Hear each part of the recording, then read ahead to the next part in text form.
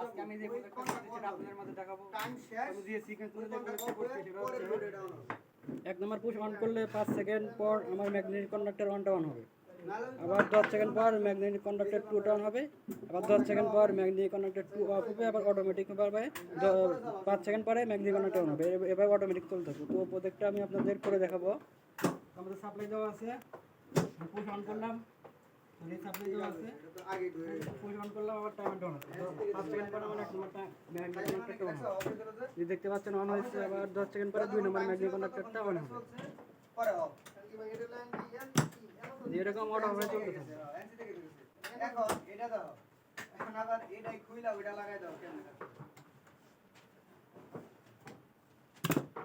দেখতে পারলেন অটোভাবে চলতে আছে। আবার 5 সেকেন্ড পর আবার 1 নম্বর অন হবে। তো এরকম প্রফেশনাল ইন্ডাস্ট্রিয়াল ওয়ারিং শিখতে চাইলে আপনারা চলে আসুন মাওনা চৌরাস্তা, গাজীপুর, শ্রীপুর।